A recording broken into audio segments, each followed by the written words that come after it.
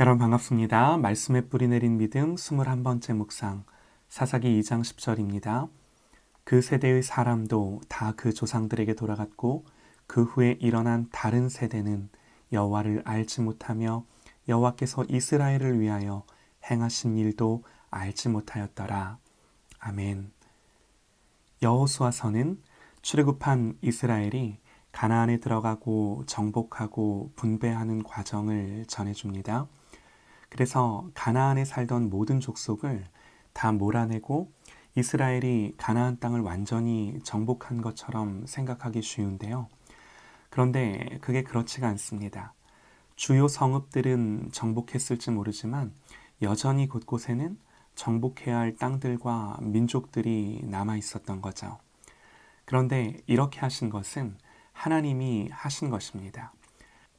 하나님이 가나안 족속을 한 번에 몰아내지 않으시고 남겨두신 데는 그 나름의 목적이 있는 거죠. 사사기 2장 21절부터 23절입니다.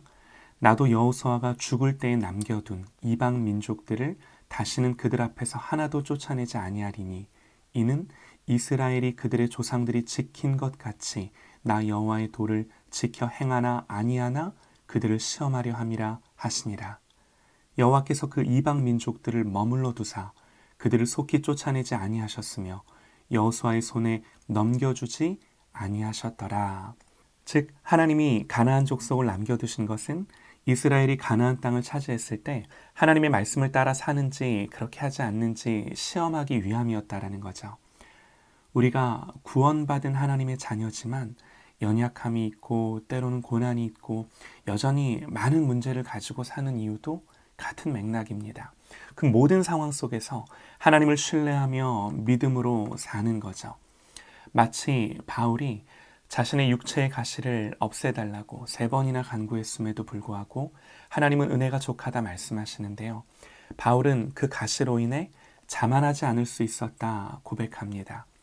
여러 계시를 받은 것이 지극히 크므로 너무 자만하지 않게 하시려고 내 육체의 가시 곧 사탄의 사자를 주셨으니 이는 나를 쳐서 너무 자만하지 않게 하려 하심이라. 그러므로 이스라엘은 가나안 땅, 약속하신 땅, 그러나 여전히 싸워야 할 싸움과 사명이 있는 땅에 살았던 거죠. 그래서 깨어 있어야 했고요. 말씀 앞에서 살아야 했던 거죠. 그러나 분명한 것은 말씀대로 살아갈 때 승리가 보장된 땅, 하나님이 반드시 복 주시는 땅인 것은 틀림없는 사실입니다. 그러나 불행하게도 이스라엘은 그런 하나님의 기대에 부응하지 못한 거죠. 이것이 사사기의 내용입니다. 사사라는 말은요, 재판관이라는 뜻인데요. 사사기에 등장하는 사사는 모두 12명입니다. 온니엘, 에훗, 삼갈, 드보라, 기드온, 돌라, 야일, 입다, 입산, 엘론, 압돈, 삼손. 하나님이 이들을 세우신 것은 그야말로 은혜입니다. 하나님의 은혜와 긍휼, 돌보심과 보호하심, 구원하심이 이들을 통해 풀어지는 거죠. 그러면 돌이키고 그 속에서 하나님을 배우고 알아가고 회복돼야 되는데 다시 죄와 타락의 자리로 빠르게 돌아갑니다. 우리는 사사기를 통해 성경의 역사 속에 흐르는 너무나도 중요한 한 가지 사실을 깨달아야 되는데요. 그것은 신앙은 대를 이어 전달돼야 한다는 것입니다. 사사시대의 가장 큰 실패가 무엇입니까? 오늘 본문 말씀입니다. 그 세대의 사람들도 다 그 조상들에게 돌아갔고 그 후에 일어난 다른 세대는 여호와를 알지 못하며 여호와께서 이스라엘을 위하여 행하신 일도 알지 못하였더라. 하나님을 아는 것이 대물림 되지 않았어요. 아브라함의 시대로 거슬러 올라가 보시죠. 하나님은 아브라함의 하나님, 이삭의 하나님, 야곱의 하나님으로 불리셨습니다. 이렇게 하나님을 고백했다는 것이 무슨 의미가 있습니까? 성경을 자세히 보시면요. 아브라함의 하나님이라 고백한 것은 아브라함이 아니라 이삭입니다. 그리고 아브라함의 하나님, 이삭의 하나님이라 불렀던 것은 야곱입니다. 아브라함의 하나님, 이삭의 하나님, 야곱의 하나님, 조상들의 하나님이라 불렀던 것은 저들의 후손들이 그렇게 호칭한 거예요. 그러니까 아버지의 하나님, 할아버지의 하나님, 한마디로 이전 세대의 하나님이 그대로 동일하게 자기들의 하나님으로도 고백된 거예요.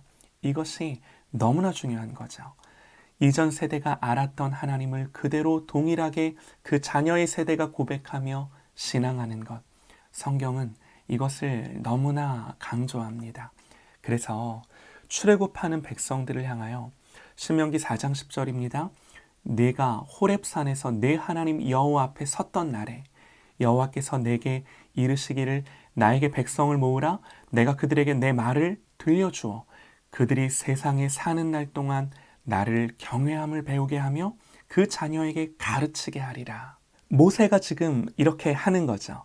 그래서 그렇게 듣고 가나안에 들어간 자들까지는 괜찮았습니다. 그러나 그 세대의 사람도 다 그 조상들에게 돌아갔고 그 후에 일어난 다른 세대는 여호와를 알지 못하며 여호와께서 이스라엘을 위하여 행하신 일도 알지 못하였더라.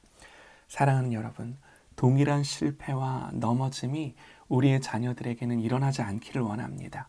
그래서 하나님이 약속하세요. 요엘서 2장 8절입니다.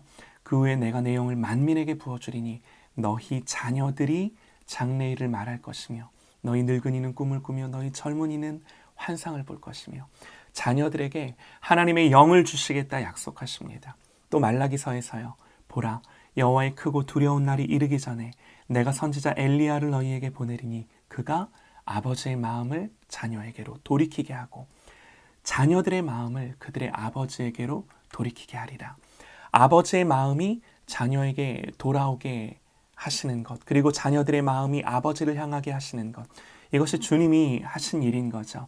물론 이것은 첫 번째로는 하나님 아버지와 우리와의 관계를 의미합니다. 그러나 하나님과 우리와의 관계를 위해서 말씀 그대로 자녀의 세대와 부모의 세대가 회복됨을 의미하기도 합니다. 또요, 성령께서 하시는 일이 무엇입니까? 너희는 다시 무서워하는 종의 영을 받지 아니하고 양자의 영을 받았으므로 우리가 아빠 아버지라 부르짖느니라. 성령께서 하시는 일, 양자의 영, 자녀되게 하는 영, 하나님을 아버지라 고백하게 하는 영, 온전한 자녀됨을 우리 가운데 회복하시는 거죠. 성령님이 이거 하세요.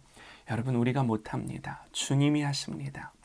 하나님을 알지 못하고 하나님이 행하신 일도 알지 못한 것이 누구의 잘못이겠습니까? 물론 그 세대의 잘못도 있겠죠. 그러나 누구에게 그 책임이 더 크겠습니까? 부모의 세대입니다. 신명기 31장 11절에서 13절입니다. 온 이스라엘이 내 하나님 여호와 앞 그가 택하신 곳에 모일 때에 이 율법을 낭독하여 온 이스라엘에게 듣게 할지니 곧 백성의 남녀와 어린이와 내 성읍 안에 거류하는 타국인을 모으고 그들에게 듣고 배우고 내 하나님 여호와를 경외하며 이 율법의 모든 말씀을 지켜 행하게 하고 또 너희가 요단을 건너가서 차지할 땅에 거주할 동안에 이 말씀을 알지 못하는 그들의 자녀에게 듣고 내 하나님 여호와 경외하기를 배우게 할지니라.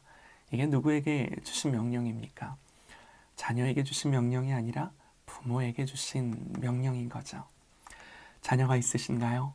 하나님이 반드시 우리의 자녀들을 일으키십니다. 믿고 선포하고 축복하고 기도하고 가르치는 거죠.